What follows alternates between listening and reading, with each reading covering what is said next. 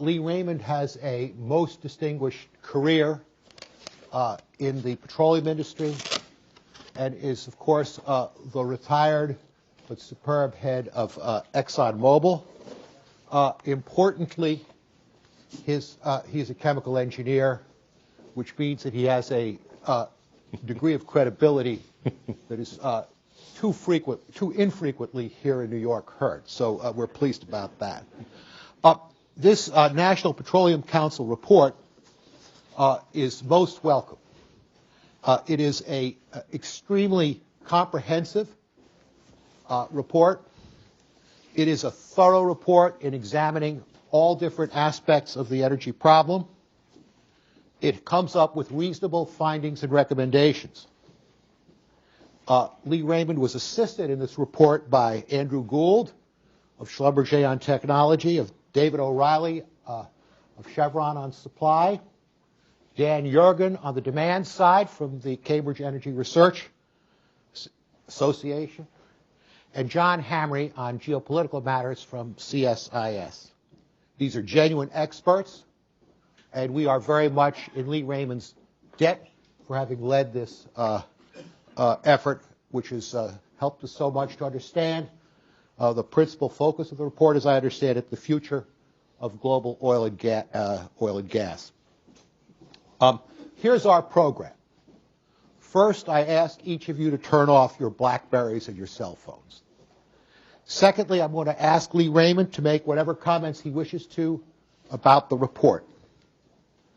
Third, I will ask Lee Raymond a set of, I must admit, softball questions to give some frame to the discussion. I will then throw it open for conversations between you, the audience, and Lee. And at about 10 minutes to 10, we'll ask for some summary remarks by Lee and then adjourn.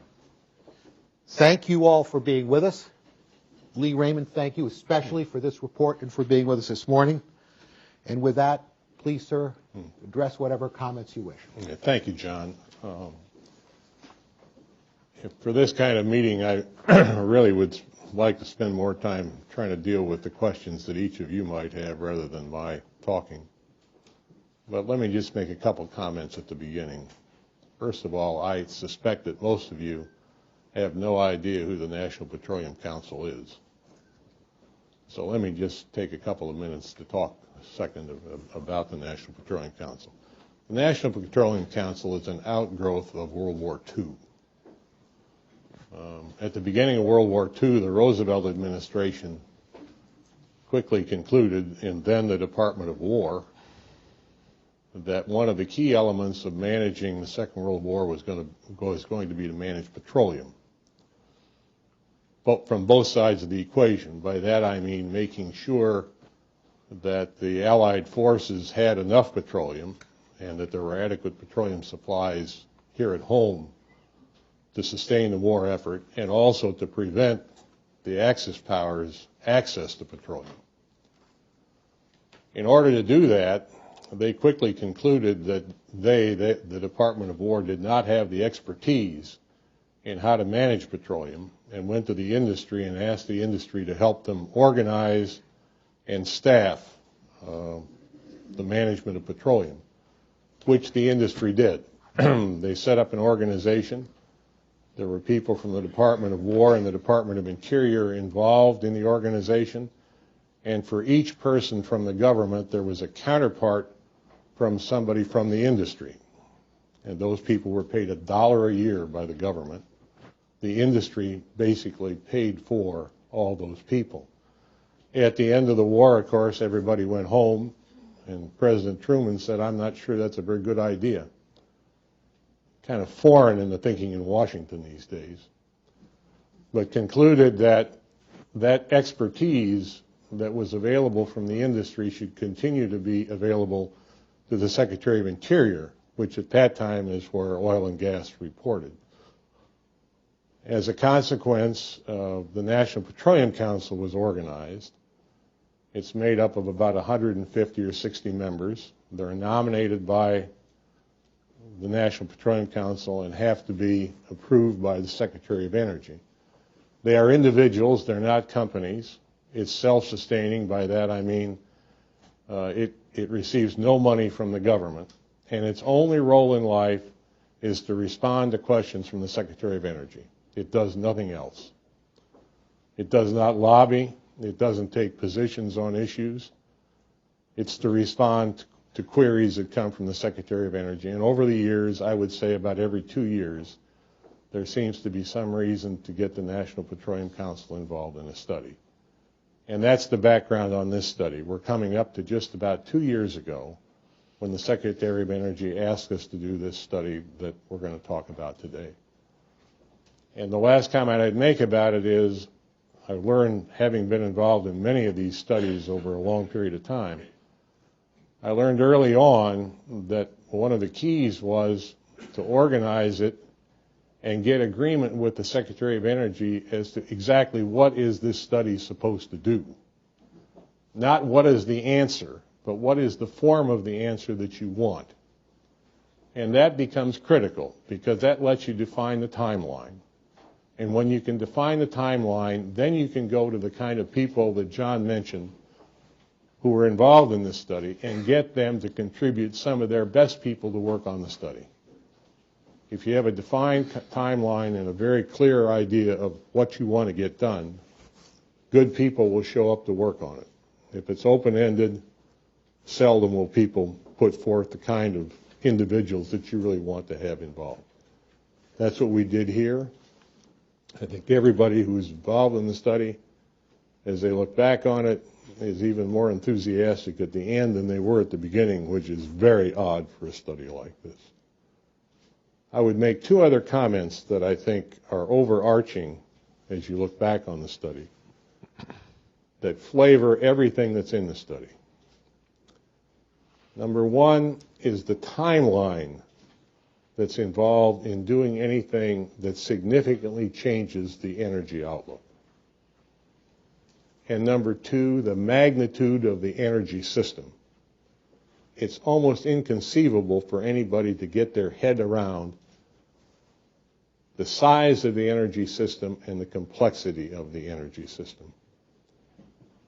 The comment I make, I'll just make this last comment to try and put some physical dimensions on it. We consume in this country about 150 billion gallons of motor fuel every year.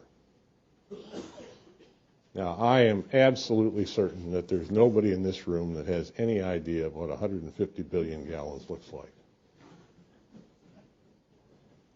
When I was growing up, I used to have to mow the lawn. That's a whole separate subject, but I don't believe I was not in a good negotiating position, is the way I would say. And you used to have to go down to the service station and buy gasoline in a can. Now, if you're my age, you can remember what that can looks like. It's about a foot high. It's rectangular, and it had a spout that was upside down, and whenever you took the spout out, you spilled a lot of gasoline. And the cork never sealed because the cork was always dry. If you took that can and you laid 150 billion of them end on end, that's what this country consumes in a year. It would form a line that goes around the earth 1,000 times. Now, you might say you'd like to be in the can business, and you do very well, but it's hard to put physical dimensions on the magnitude of the issues we're dealing with here. And the other side of it is, therefore, that if you want to make a significant change in how the energy system functions, it's going to take an enormous effort and a long period of time. With that, John? Thank you very much, Lee. What he didn't tell you is that he grew up in South Dakota, and his lawn was 3,000 acres. I would like to ask, I have really a few questions to, I think, frame some aspects of this report which made a particular impression on me. The first one has to do the following. The report assembles estimates of what future consumption of oil will be, and it says that today we consume 80 million barrels of oil per day globally, and the projections are from industry and from the government agencies that we will consume 100 million barrels of oil per day in the year 2020 and 125 in the year 2030. Now, my first question to you is, being an old warhorse in this business, do you think that those numbers will be achieved, or will, in fact, the globe have to adjust to significantly lower numbers? Well, there are a lot of dimensions to that problem, but the first comment I would make is I think most people are reasonably comfortable that the resources are in the ground to be able to do that, and to be able to do it reasonably efficiently. And by that I mean at costs that are not totally incompatible with the kind of cost structure that the industry has now. The question becomes more as to whether or not we will be able to do it on a timely fashion. Part of that is related to technology. Part of that is just related to the enormous amount of investment. We're talking trillions of dollars to be able to do that kind of thing. And of course, as we're seeing now, as what's happened in the last 3 or 4 years as the oil prices have run up, is what I call the dark side of high oil prices, which we have seen periodically over the last 30 or 40 years. And when we get into very high price structures, it turns out that we also unleash, so to speak, other aspects that become geopolitical in nature that are driven by the high oil prices, and as I say, have a very dark side to them. And we all read the newspapers, and whether it's Venezuela or Iran or Russia, I mean, you just have to ask yourself, and the answer is, I think, pretty straightforward. And that is, if the price of oil were $20 today, would a lot of these things that we're seeing happening, would they be happening? And I think the answer is obviously no. So I think the point, John, is I think the fundamental resource is available in the ground, so to speak. Whether or not we're going to be able to get it all above ground in a timely fashion is one of the concerns that's expressed in the report. Well, my second question actually tries to focus in on an aspect of these projections, which are that the Persian Gulf still remains an enormously important, in fact, a growing source of this oil supply during this period. And that means that we have to have sharply increased oil production from Iran, Iraq, Kuwait, and Saudi Arabia. And again, I would ask you, over the next couple of decades, is that plausible that political stability, given the helpful guiding hand of the United States and others, will in fact lead to the political stability there necessary for these investments to be made, the production to go up? Well, in a sense, that's the $64,000 question, in the sense that certainly in the case of Saudi Arabia, not only do they have the reserves and the resources to be developed, but they also have a mechanism in the sense of a vehicle, Saudi Aramco, that would be able to carry that out. I suspect the same could be said of Kuwait if they saw the pressure to do it. Iran is a different issue, and Iraq, of course, at this point is a totally different issue. But I would also make the point on Iraq that there really has been no significant exploration done in Iraq since about 1971, when Saddam Hussein threw out the consortium at that time that operated in Iraq. It was made up of ExxonMobil and BP and Shell and Total. And that consortium, which had operated in the country for a long time, had the whole country. But once Saddam Hussein threw everybody out, to our knowledge, and I think it's pretty accurate, there really has been no exploration done. And the potential there is enormous. The potential is enormous. Your report also addresses the shift in the presence of national oil companies relative to investor-owned oil companies in the large global companies such as your own, over the last few years. And if that shift continues, will the kind of efficiency that we need to get this production continue? And will they manage that market in a transparent way, or will it become more politically motivated? Well, that I think that's a significant risk. Let me just make the comment that this movement, if you will, towards national oil companies from IOCs really started after the crisis in 1973. So, it ebbs and flows. Comes back to the point I made about higher oil prices.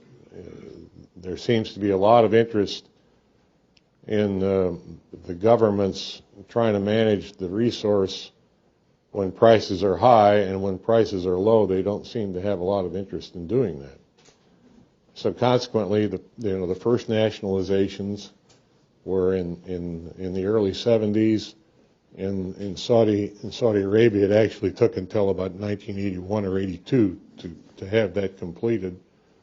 And then we went through a period of kind of benign neglect, I guess I would say it, to the point actually where some of the countries like Venezuela had the reopening in the early 90s, and now we're going to go through another cycle. But the gradual movement, of course, over time has been for those countries to try and be more involved in the managing of the natural resources. Facts still are, of course, that in many of these cases, as time has gone on, the access to technology becomes very important, and the ability to implement the technology in many of these places is beyond the scope of the national oil companies. And that's the role of the industry as we see it today. Another really quite striking aspect of this study has to do with your emphasis on the demand side. And the study concludes, and I think I have this more or less right, that the United States must increase the efficiency of energy use throughout all the activities of the economy. It's quite a well-argued and strong aspect of the report. My question to you is a realization of improved efficiency in the U.S. economy possible without sharply increased energy prices, both for electricity and motor gasoline? Well, that's an interesting point. I've had friends of mine have commented, if I go back 4 or 5 years, used to comment that, well, the answer to all these issues is just to put $1 a gallon tax on gasoline. Well, in the last few years, we've in essence seen the equivalent of $1 a gallon tax on gasoline. We've seen a $2 a gallon tax on gasoline. It's not obvious that it's had any particular impact on demand. Now, I mean, it probably has in the sense that we're asking the question of what would it have been had we not had the higher price. And I suspect when we look back at the data we see, it says that the demand doesn't appear to have really been impacted. In fact, it probably has been. It's less than it would have been, but we really don't know what it would have been, kind of thing. But it has not had a major impact at this point, which comes back, I think, to the point I was trying to make at the outset, and that is to have a significant impact on energy demand or the structure of the energy markets. It's going to take a massive change, and it's going to take a long period of time to do it. If we want to become more efficient in the use of energy, for example, in transportation, which after all uses about 50% of the energy in the country, it takes years. It takes 18 years to turn over the vehicle fleet. And people don't talk about what I always comment is the dirty little secret, and that is every time in the past when we have become more efficient in how the vehicles operate, the result has been people drive farther. So what happens is we kind of run in place. So now, how to move the ball there is a difficult political problem. But the reality is the technology to have much more efficient vehicles or advanced internal combustion engines is already available. It's there. It's not technology that has to be developed. It's there. The question is, how do we get it into the marketplace and get it into the marketplace efficiently? So there was another really quite interesting aspect, quite unusual in a report from the National Petroleum Council. It was the only aspect of the report that I found personally hurtful. And that was when you mentioned that the technical workforce in the United States is aging and deteriorating. Mm-hmm. And, well, it's not deteriorating, John. Okay, thank you. Thank you for that adjustment. And you then go on and say that the United States should take initiatives to revitalize the workforce dedicated to energy area generally, but oil and gas in particular. I thought that was a very interesting observation and unusual from an industry group. But I wondered, in your own mind, what actual measures are possible there and why, as an international oil company, you would distinguish between the U.S. workforce and the global workforce from the point of view of working in oil and gas. Well, it isn't meant to distinguish it in that sense. In the National Petroleum Council, we're looking largely at the U.S., and I think a lot of the comments that were made in the report that relate to the workforce really build on the report that was put out earlier last year by the national academies called The Gathering Storm, where it was clear that the United States continues to fall behind some of our major competitors in the world marketplace in terms of engineering and what I'll call hard science people. And China graduates, 10 times more engineers these days than we do, kind of thing.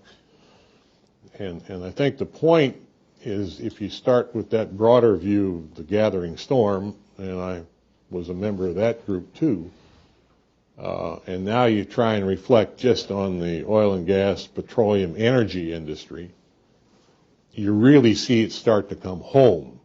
And The Gathering Storm, I'll call it was kind of an overarching set of clouds kind of thing.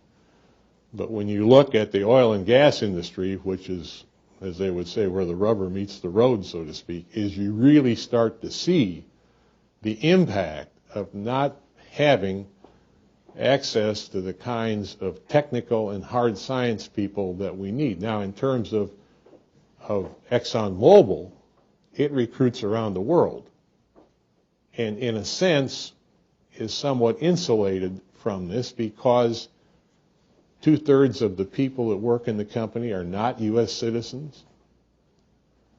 We recruit more people from outside the country than we do from inside the country these days, just simply because of the geographic dispersion we have. So in that sense, it has more access to those supplies of people, if you will, than if you were just a U.S. company. But that doesn't mean it's not a serious issue. It is a serious issue. And the industry as a whole is going to have, in order to take on just the kind of question you asked at the beginning, can we bring on these resources in a timely fashion, you have to have the people to do it. And the facts are, right now, the industry, as you look down the road, isn't going to have enough people to be able to do that. And now for my last question, and then before we turn to our discussion with those of you who are here, and that has to do with the role of technology. The report makes a compelling case about the role of technology, both on the demand side and on the supply side, and both historically and prospectively how important that is. And then you go on to make recommendations about strengthening federal performance in supporting an R&D. Mm-hmm. I won't make any editorial comments about how easy that is to do, but I thought it was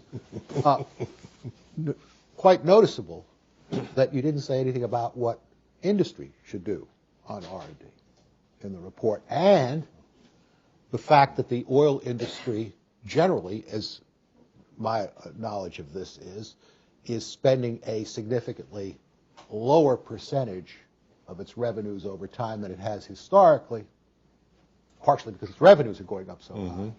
But I would like to know what initiatives you think the oil industry should be doing, and gas, I should say, and natural gas, of course, to help in this technology matter, which is so important to the future. Well, I think the part of the problem with the industry is that the industry over 40, 50 years goes through periodic cycles of feast and famine, so to speak.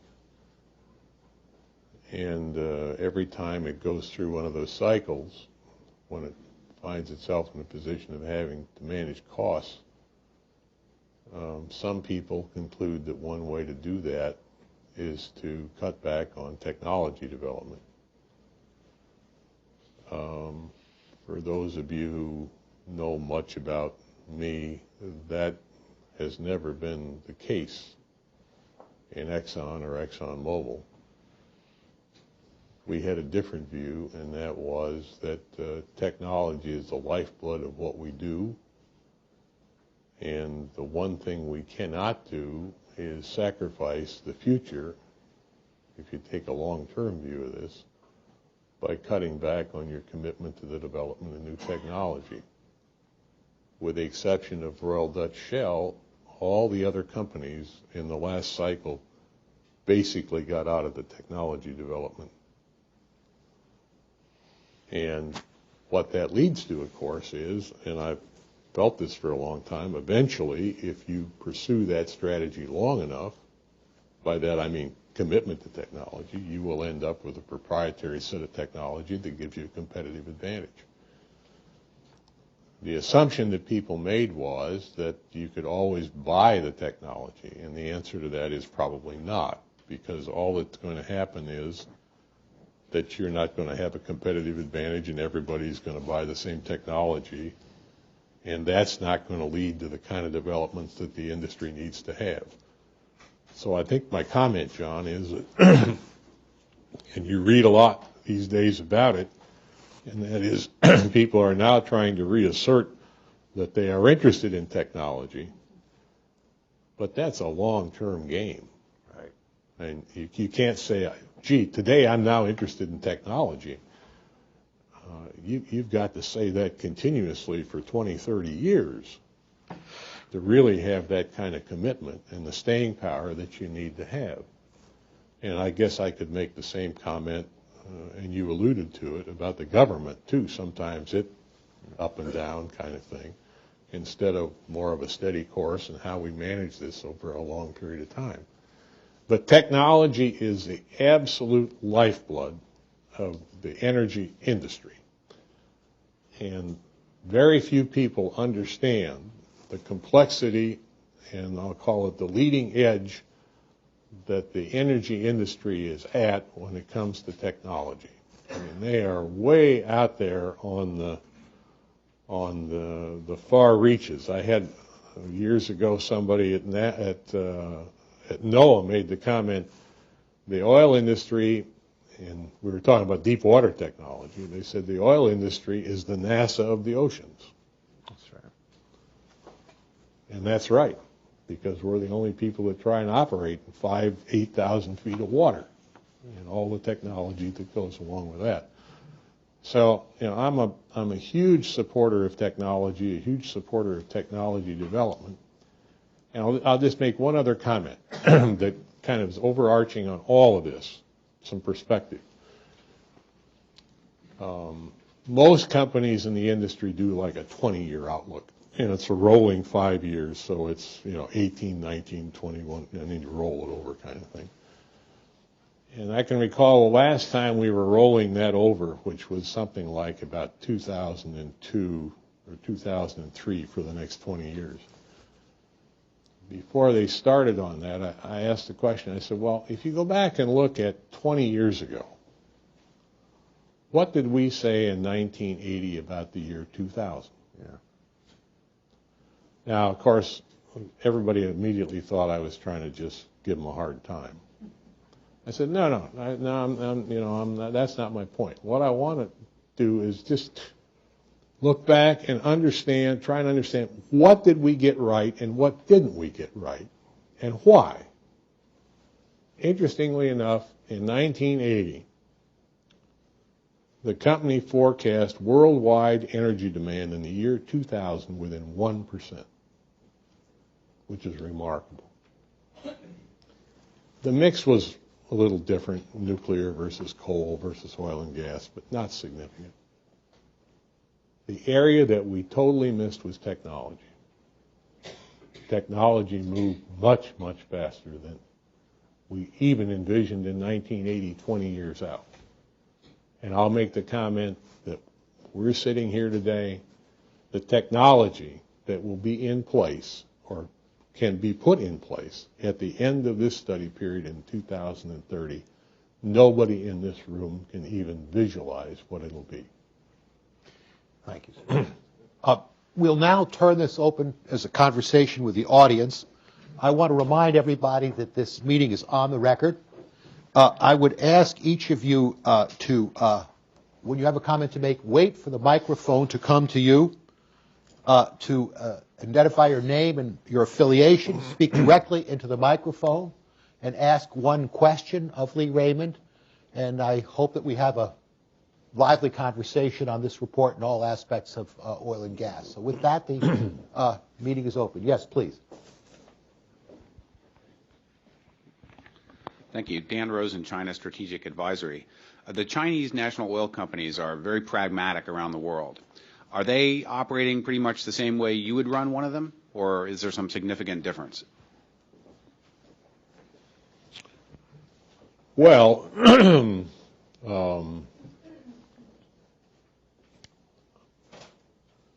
there are 3 or 4 aspects to the operation. If you look at a major oil company, I'll call it the internal part of it, and the internal market in China, that is refining and marketing, I would describe as probably where this country was 25 years ago in terms of the use of refining technology, the skills in managing it efficiently, and the marketing aspect is a little bit confused. By that I mean the demand for petroleum is growing so rapidly that it's difficult to have the way we would define it as a very efficient set of service stations and services. And there is a contest inside the country between PetroChina and Sinopec in terms of who will be the leading marketer. I find it somewhat strange, and that's why I allude back to this country. They're debating market share, but neither one of them make any money on doing it anyway. So you kind of wonder why you want to have a competition for market share for something that you don't make any money on, but that's perhaps tells you something else about how they're managed. In terms of competing in the worldwide marketplace in exploration, of course, they really have relatively little experience being in the exploration world. And so I would say they are challenged at this point to be able to compete effectively.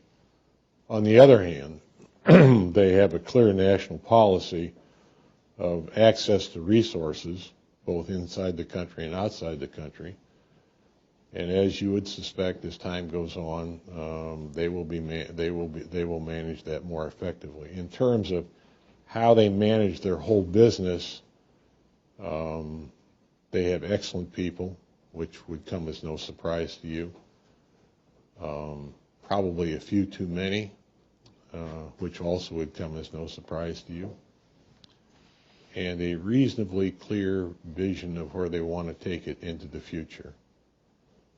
The biggest problem they have internally when you start to get involved, for example, with a joint venture in refining, is they have enormous staffing.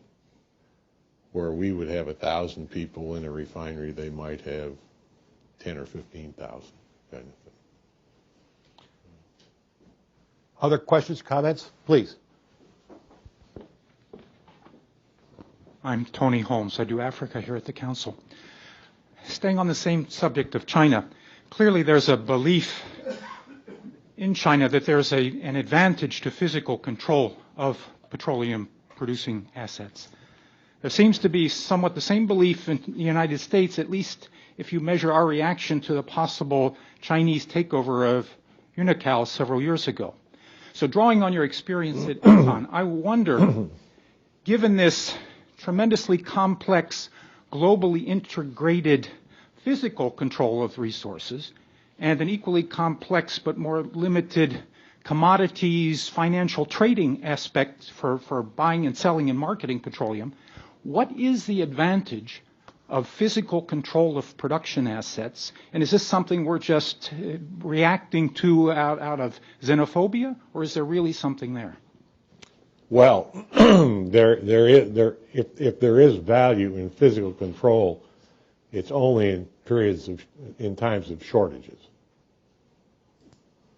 If there is adequacy in terms of overall supply into the world marketplace, there's no particular value or advantage to having physical control because the market clears it, so to speak, and you might get yourself in, I'll say, a little bit of inefficiency in a huge market, but it would be almost de minimis. If you believe that the world will be short, we can talk about what short means, but if you believe that the world will be short, then there is advantage. You can perceive advantage to physical control. Now back on the question of the Unocal, I think at the time I made the comment that I think it was a mistaken notion that this country should get into the argument that it did, because in fact, when it comes to oil and gas, and actually other commodities, not limited to oil and gas. I mean, I can make the same comment about copper and platinum and palladium and chrome and all kinds of resources, which basically the American public doesn't understand. We import all those things too. It's kind of like nobody has ever told them. But the fact is, we're a huge importing nation of important commodities. And the expectation that this country has is that we will be able to, this country, through companies, will be able to go out onto the world market and access those resources. Now, we have the expectation that other countries will not do what we tried to do. So, kind of for internal political reasons, I think we lost sight of the bigger picture, is the way I would say it. Yes. Hi, Rick Newman with U.S. News and World Report. I wonder if you could characterize what you believe to be the strategic interests of the oil companies with regard to non-carbon energy forms, whether it's hydrogen or biomass. On one hand, oil companies generally control the infrastructure, have infrastructure in place for the distribution, service stations, and so forth. But those are not necessarily core competencies of oil companies right now. So how do oil companies strategize for that? Well, I mean, I think if you talk about it, just oil companies, but oil companies are in the oil and gas business. Whether or not whether it's biofuels or wind or solar or whatever the alternative may be, whether or not those are attractive investments, my comment would be they have to stand on their own bottom. And you have to look at the investment, see whether or not it's attractive, and I would also say, see whether or not you bring anything special to the party. If all you're going to do is, for example, go buy a windmill from GE and install it somewhere, there are a lot of people who can do that. You don't bring anything unique to that. And as a matter of fact, what you ought to do is ask yourself, do you bring any unique technology? Because if you don't bring unique technology, you're going to have an average project and just be like everybody else. The other comment I would make, particularly for the oil and gas companies, in the kind of current environment that we're in, everybody acknowledges that wind, solar, ethanol, for them to be competitive, they have to have subsidies. Is an oil and a gas company going to get a check from Washington these days?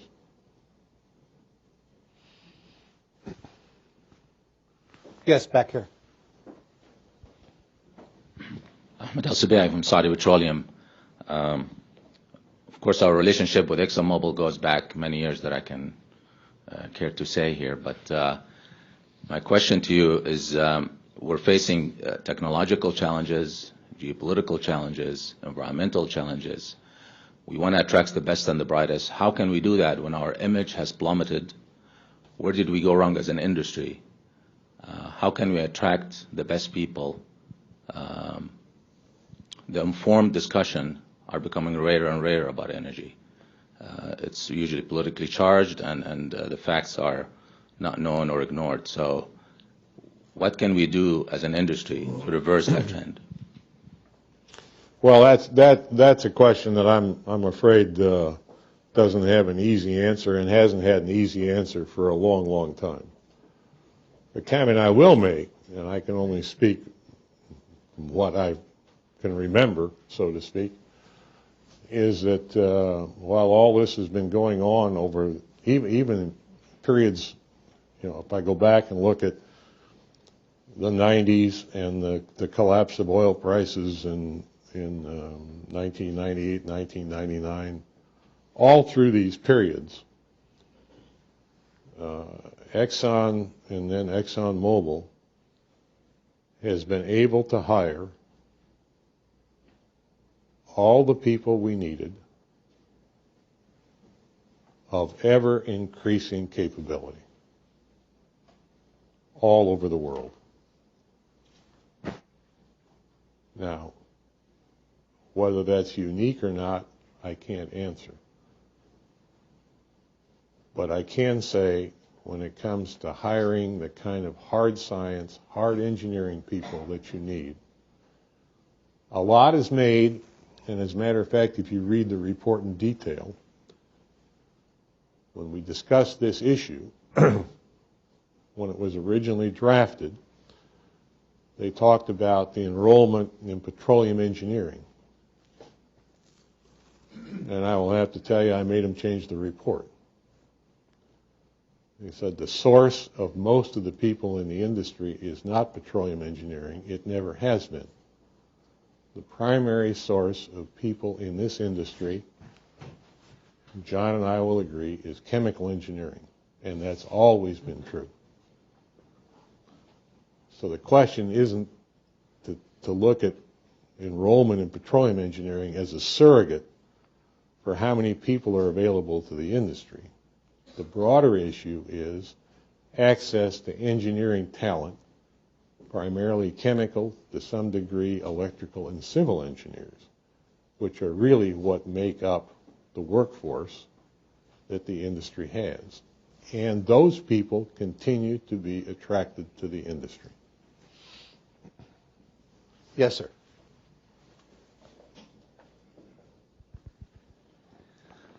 Gerald Pollack. My question goes back to a subject that has already been touched on. It's the use of pricing as a deterrent to consumption. Now, Mr. Raymond, you did say that at current levels there isn't very much evidence that people are cutting back on their usage. But at current levels, prices, if inflation adjusted, are not all that high relative to where they had once been. In Europe and in Australia, where I was a recent visitor, it costs about $4 to $5 for a gallon of gasoline. I believe fuel efficiency is greater there. In yesterday's paper, Tom Friedman outlined several things that ought to be done to free us from our involvement with Iraq. One of the things he suggested was a hefty tariff on imported oil, which would make imported oil more expensive and raise domestic prices as well. If oil were selling for $5 or $6 a gallon in the United States, would you think that that would be a desirable way of cutting back on consumption, or an effective way as well? Well, I've often there are several points that you raise. The first is that, in fact, if you go back to the last time the industry went through, or the country, not only the industry, went through a run-up in price is when the Shah had to leave Iran. And you inflation adjust that, I think the price would now be like 101. So you're right in the sense that that in real terms, the price of oil and gas have not gone up. As a matter of fact, there are 2 points to that I think are important. Number one, alternatives have been fighting a losing battle ever since 1980. Because the real price of oil and gas is going down, which means that the alternatives have a tougher and tougher hurdle to try and get over to make them economic, which, of course, if you look at the dynamics, that's exactly what's going on. Second comment I would make to you is if over this period the price of oil and gas had gone up with inflation, would we have the kind of conversation in this country that we're having today? And the answer to that, I believe, is no. You know, if the price of bread goes up 2 cents a loaf for every year for 15 years, we don't have riots in the street about bread. You might have it about pasta in Italy and tortillas in Mexico, but you don't have it here. And that's the point. The point is that in a sense, the industry was too efficient because it provided for a real price that went down all the time. Matter of fact, a couple of years ago, we had a study done inside the company in terms of how much the decline in the real price of energy had helped GDP in this country. And it turned out about 1 percentage point of GDP growth from 1980 to before this latest run-up was related to the ever-declining real price of energy. Now, come to the other side of the question, and that is, would a significant increase in the price of energy, would that be a good thing in terms? My first comment would be to you that if it were done through a tax, whoever passed that tax in Washington wouldn't be there the next term. That's the reality. I'm not judging whether that's right or wrong. That's a different question. But if the politician that went to the American people and said, we're going to put a $5 a gallon tax on gasoline, probably wouldn't be able to make a political speech for very long. Now, the question of what should, I'll call it the price of energy be, if you could do it, I mean, you'd have to have just the economy itself probably couldn't tolerate a huge step change kind of thing. Then you get into the question of do you do it as they have done it in Europe, and that is Europe has significant taxes on transportation fuels now, but they started off very, very modestly back after the crisis in 1970. And they've raised the taxes 4, 5, 6% every year, partially on the basis that this is good for the environment, although we can debate whether that's true or not. And now it has become a significant portion of their total revenue. And the question I can recall years ago at a meeting where somebody from Germany made the comment about how the United States needed to have an increase in taxes on petroleum because not to do it was in essence not being responsible. And the question went back the other way, and that is, if you didn't have those taxes in Germany, think how much more economic growth you'd have. And that's one of the points in this study, that when you get all done, the total energy, add up what you're going to do, you ultimately have to have a cost of energy that's competitive in the world marketplace. The country can't afford to have a headwind in the cost of energy. The competitors out there are going to have a cost. We can't have one here that's significantly higher. If we do, we're giving ourselves a headwind that's going to be very, very difficult to deal with.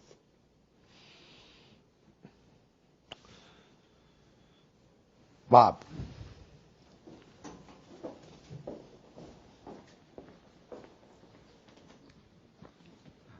Bob Belfer, Belfer Management. While there's been some indirect allusion, I haven't heard two words, global warming. I'd like to get your take as to both the politics and the reality of it. Thank you. Oh, well, I'm not going to go down that road, but we try and deal with that to a degree in the study. We were not commissioned to arbitrate the global warming debate. But the reality is that so long as people are thinking about policies that relate to global warming, we concluded that we should make some comments in terms of how those policies, if enacted, could affect the energy mix. And that's what's dealt with in this report. One of the items that's under a lot of discussion is carbon sequestration as a way to deal with part of the global warming issue. Most people, again, it's amazing to me, but over half of the electricity generated in this country comes from coal. And as time goes on, that percentage is likely to increase. Hopefully nuclear can get back in the mix, which in essence bypasses the global warming issue. But carbon sequestration is something that the oil and gas industry has done for a long time. They do it to re-inject it into reservoirs to improve the recovery that you can get from traditional, conventional oil and gas fields. But if you're going to pursue carbon sequestration as a way of trying to control the CO2 emissions from a power plant, that is a huge task.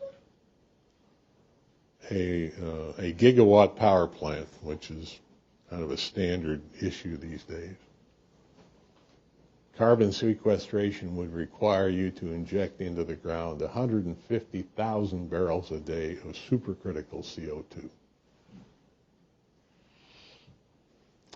If you were to do that for all of the CO2 that comes out of coal-fired power plants, I think the number is something in the order of 12 to 13 million barrels a day of supercritical CO2, which is more volume than the oil and gas industry currently produces in this country. Most people don't realize when you produce crude oil, you also produce a lot of water.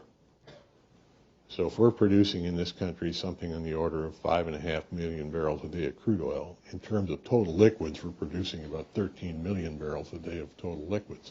The rest is water that's treated and generally re-injected. There is no regulatory framework in this country to deal with the injection of CO2 into the ground. There is no regulatory framework for the transportation of this kind of volume. The costs would be significant. An interesting question I'll ask all of you. We've talked about it. If I ask you what the price of gasoline is, you all know within a few cents. If I ask you what's the price per kilowatt hour in your electricity bill, who here knows what it is? 4 or 5 people raise their hand. You spend more money in your electricity bill than you do on gasoline. And let me make the comment, that number is going to go up. And to the extent we have to deal with these kinds of issues, it's going to go up very substantially. I regret that we are coming near the end of our time. I'm going to take one last question from you, ma'am. You had a question, please? Please. Yeah, She had a question. I was wondering if you could speak on how independent the commission was and whether it was really influenced by industry or the government in driving the results, or whether you think it's more of a hard scientist kind of look at a problem. Well, that's a good question. I'm glad you asked it, really. There were about 350 people who were, I'll call it, fundamentally involved in the study. There were, in total, in terms of access to people, there were about 1,000 people who participated, but I'll call it the hardcore, about 350 people. About 35% of those were from the oil and gas industry, and 65% were not from the oil and gas industry. They were largely from the academic world. They were from other industries.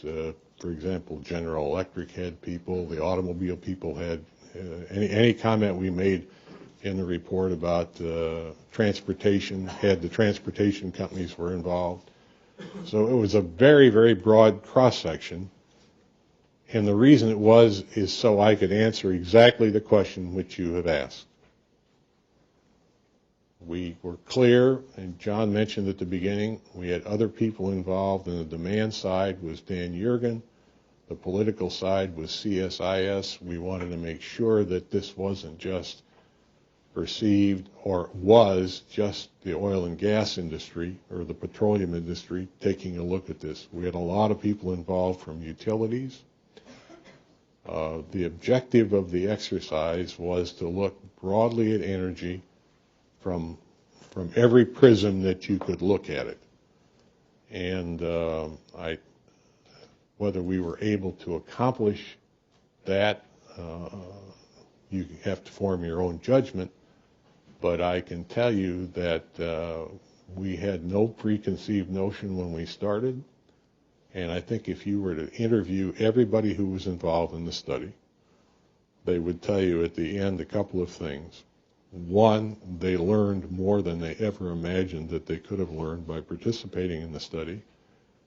And secondly, everybody in a way changed their views on nearly every subject.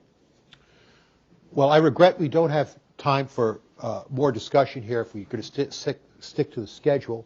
So what I would like to do is to give Lee an opportunity to make any couple of remarks you want to make. Then I would like to make a couple of remarks, and with that, we'll be adjourned. Let me just make one other broad comment that we have not touched on here today that's in the report. And if someone were to ask me the question, what did you learn out of this study? The comment I will make to you is that we have a significant infrastructure problem in this country. Much of the infrastructure that's related to the oil and gas industry and the energy industry is old. Whether that's power grids, when you have a blackout here. For example, since the last blackout, basically nothing's been done to the power grid. I know that will make you feel good, but nothing basically has happened to the power grid. The pipelines in the country are old. Nearly everything in the infrastructure needs to have a lot of investment. Anything that people look at in terms of alternatives to the current system will require massive investment in infrastructure. And I mean massive investment in infrastructure. So it's not enough to just look at solar cells or windmills or whatever you want to look at. You also have to get your head around the infrastructure that's required to have those things be effective and involved in the energy system. It's huge physically, without even debating where things can be built. It's huge financially, and it takes a long time. And if I leave you only with that point, that it's huge and it takes time, we all commented at the end of the study, if we could have Washington understand that, we would have made a significant contribution. Which means the last comment, if we decide to do something, you have to stick with it for a long, long period of time. Well, your moderator wants to end with 3 brief editorial comments and then a thanks to both Lee Raymond and to the audience. My first comment has to do with the treatment of carbon emissions in this National Petroleum Council report. I think I would recommend all of you read what the report says about controlling carbon emissions and global warming. Not because I think it's important whether you agree or not agree with what is in there, but you will see a very realistic and sober statement about this, which I think is one of the aspects of this particular report that adds such credibility to it, that they did not shrink from addressing the issue in quite a straightforward manner. And so that's the first point, as quite a hallmark of the report. The second has to do with taxes. I think that I'm not recommending to my Democratic candidate friends that they propose a $5 per gallon tax, but I must say that I do think that over time, increasing the taxes in this country is important, and a lot of it has to do with what you do with the revenue. That's an important aspect of it, and I will remind you that we did have a time when we did a windfall profits tax. Correct. We're convinced may not be a happy memory, but I do think that's a critical issue about how we deal with these energy problems. And finally, these oil and gas problems have foreign policy implications. Touched on the issue of Africa, but generally speaking, that's the heart of what the Council's about and should continue to capture our attention as an organization. I want to thank you, Lee Raymond. Thank you for your participation here this morning, and thank you for leading this study. You've been informative and straightforward this morning. I thank you for that, and everybody else does. And I thank the audience so much for having been here. Thanks, John. Thank you. Thank you. Hey, Helene, how are you?